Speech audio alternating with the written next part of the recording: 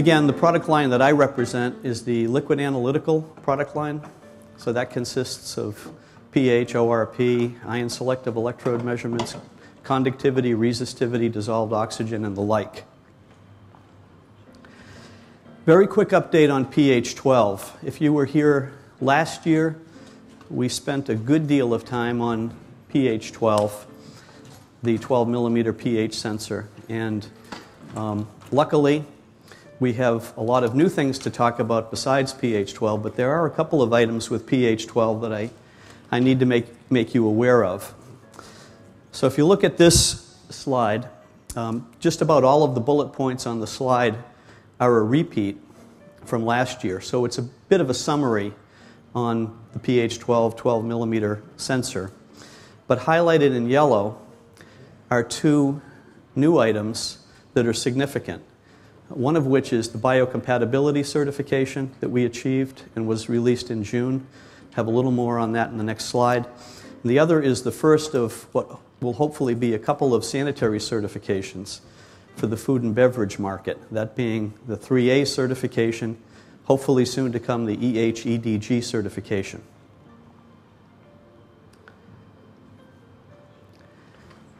So in June, we did a release on pH 12, which we called pH 12 Advanced Release 2, and it encompassed the two items we just talked about, the biocompatibility certification and 3A, and also the introduction of a couple new mounting accessories. So there's just a little more detail here around biocompatibility.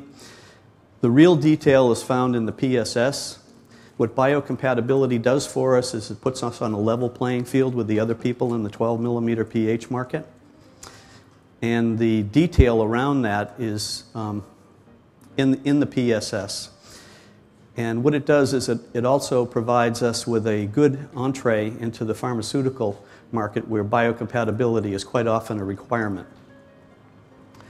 We talked about the 3A, and I certainly recognize that 3A is not a common sanitary standard in the Euro market. EHEDG certainly is, and we're well on the way to achieving EHEDG with pH 12 also. So for those of you who are bioautomation fluent, the biocompatibility certification is suffix -B in bioautomation, and the sanitary 3A cert is -S like sanitary. We also introduced a couple of plastic retraction insertion assemblies. We had retraction insertion assemblies, which are inexpensive ways to get the sensor in and out of the process without shutting the process down. But the initial entree was in stainless steel and titanium. We now have CPVC and PVDF retraction insertion assemblies. And then shown at the bottom of this slide is a ball valve assembly, which for those of you who are accustomed to working with pH 10 Dolphin will notice that it's very much like the ball valve assembly that we have for that product. So we've taken the goodness around pH 10 mounting and expanded it to pH 12. So now the rest of the presentation is going to center around electrodeless conductivity, and most specifically the introduction of the 876 EC two-wire transmitter with heart communications. This is what the product looks like. This is what we're going to be talking about.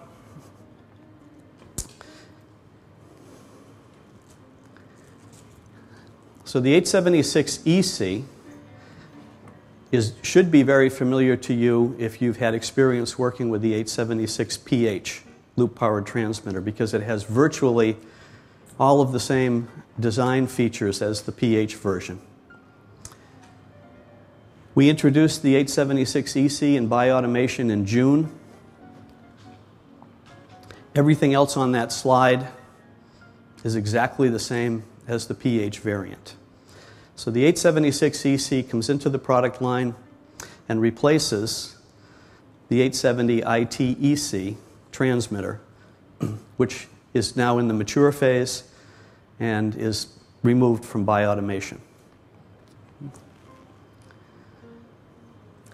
When we talk about any of the 876 transmitters, or in fact any of the electronic products around E-Chem, it's important not to focus just on the box itself because, let's face it, everybody can make a box that can connect to a sensor and give you output signals and a human interface and the like.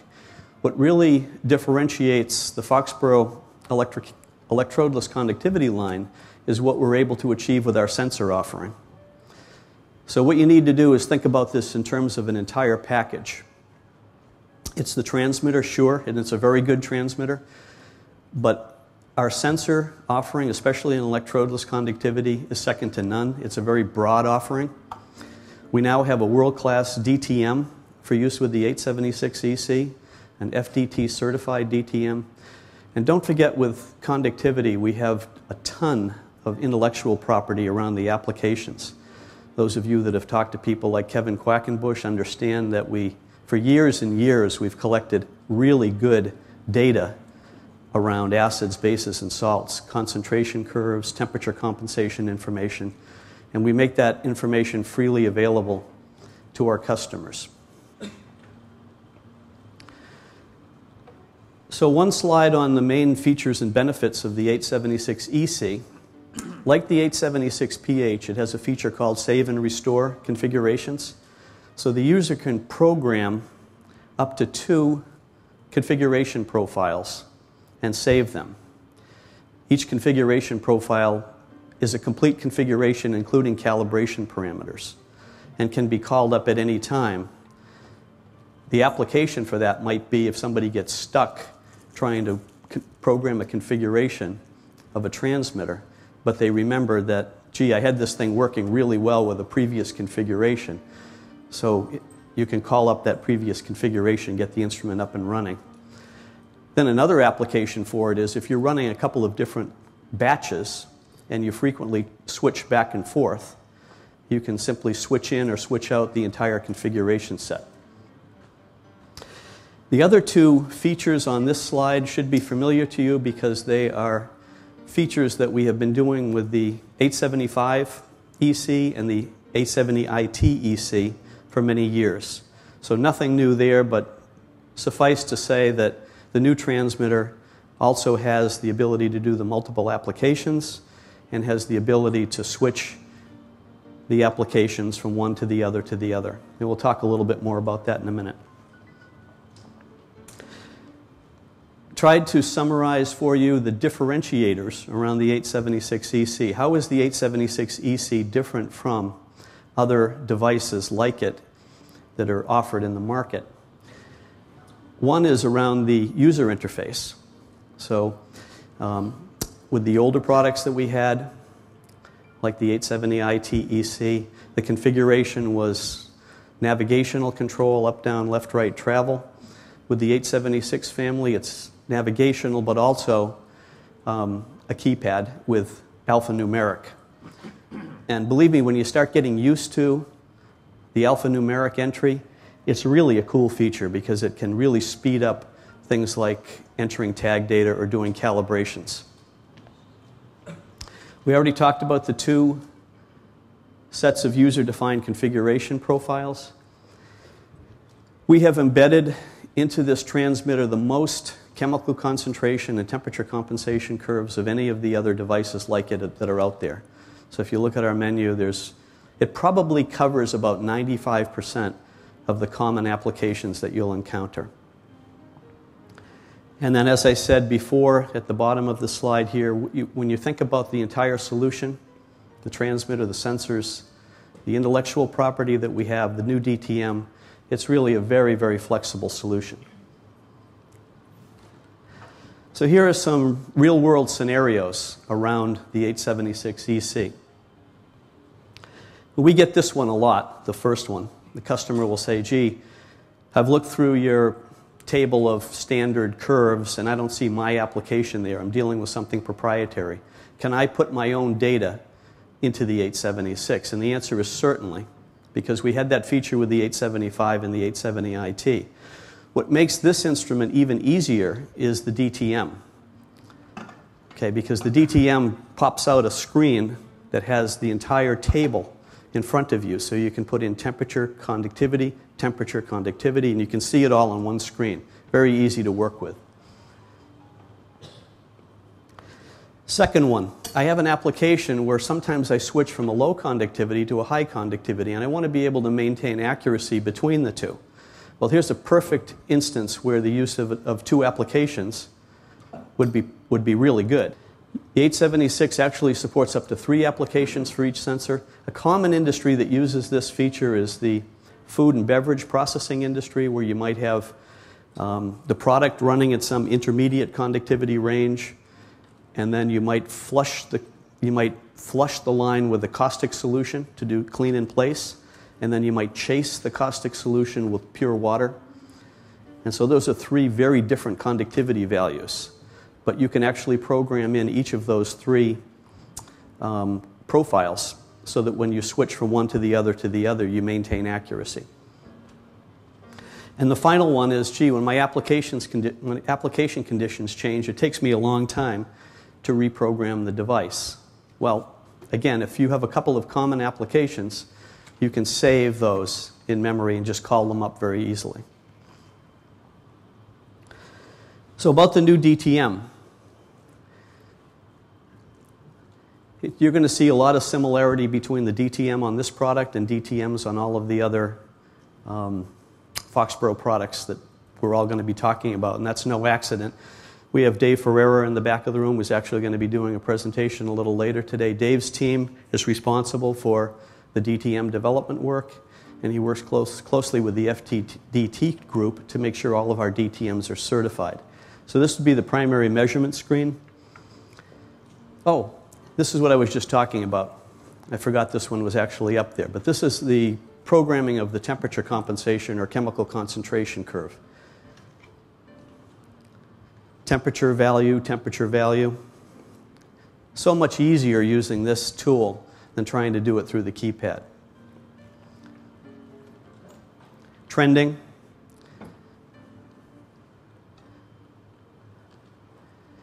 This is a configuration screen. We have the ability to configure the user interface to show either 1, 2, or 3 measurement values. Okay.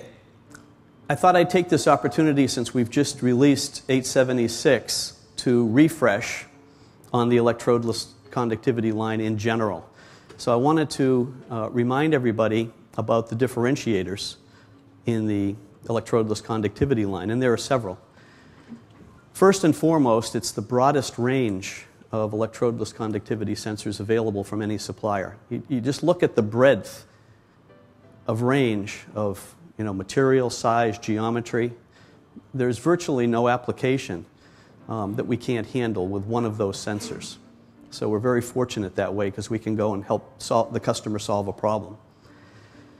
The sensor on the bottom is what we call a multi-toroid sensor. It's one of our large bore peak sensors, and it has not 2 but 3 measurement toroids in it.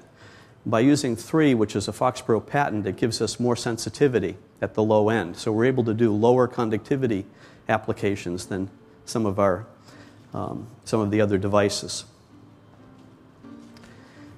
The flow-through sensor, a huge problem solver, primarily because it's such a safe solution to use when processing hazardous chemicals.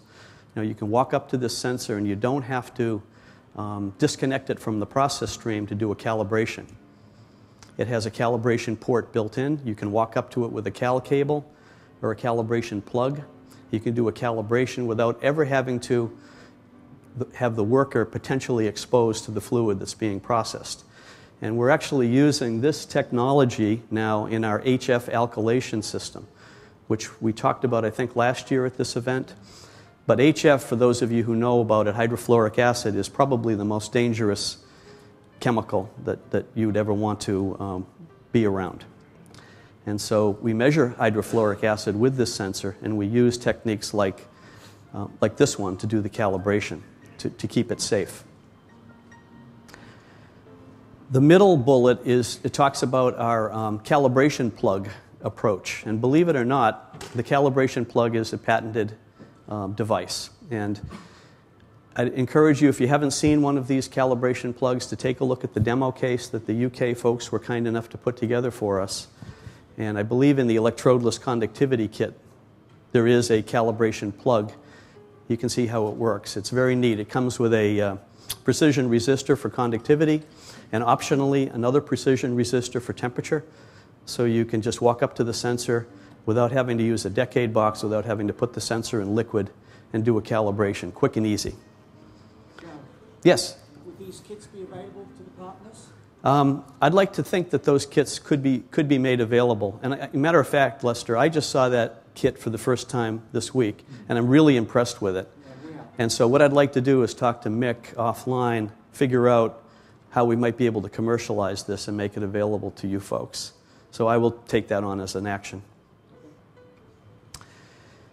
And then the final one we already talked about, the most built-in application curves.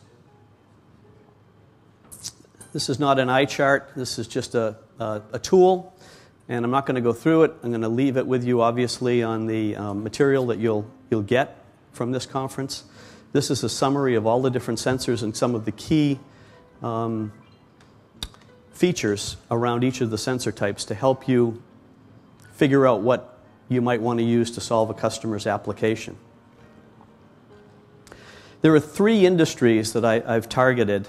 Not that the electrodeless conductivity isn't used in all of the industries that we serve, but there are 3 main ones where we see most of the activity in electrodeless. Okay, the first, for obvious reasons, being the chemical industry.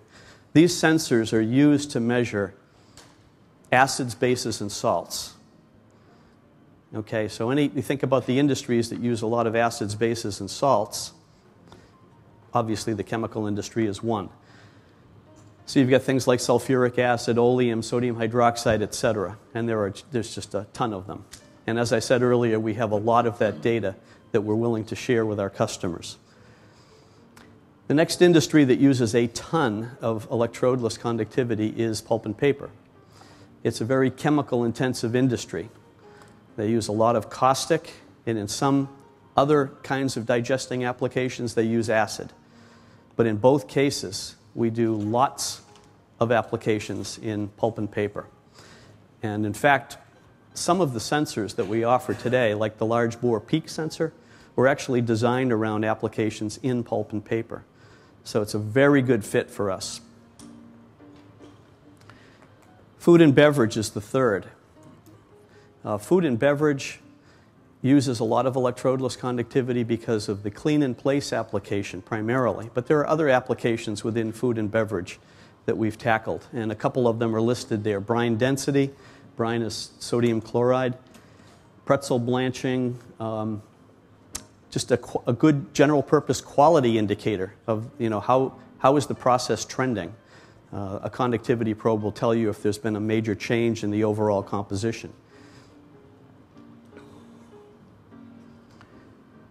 Okay, and coming soon, in the upcoming release of bioautomation, which will be December, we will be releasing the final member of the 876 family, and that one will be called the 876CR. Not surprising. We will be phasing out the 870ITCR, which is the last of the 870ITs that will be moved to mature phase. We won't do it exactly at the same time as the release of 876, probably a couple of months after. But the 876CR has all of the same kinds of features and benefits as the other two 876s, except that it's used with CR sensors. So the 871CC family, the 871CR family that you're familiar with, will be used with this device. This device will actually be producing an accuracy that's much tighter than the previous instrument too. It's going to be a 0.5% device over the entire range, and it's a 0.5% of reading, not a 0.5% of full scale. Some of our prior instruments had an accuracy spec around full scale.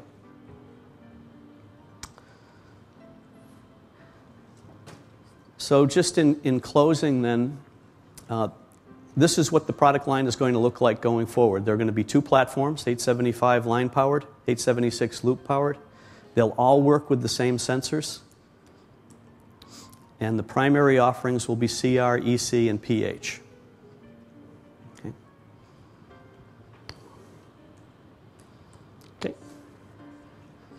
Do we have a minute for questions? Yeah, we certainly do. Oh, we have 5 minutes for questions. Yeah. Excellent. So, Joe, thank you very much for that. You're very welcome. Are there any questions from Joe's presentation, please?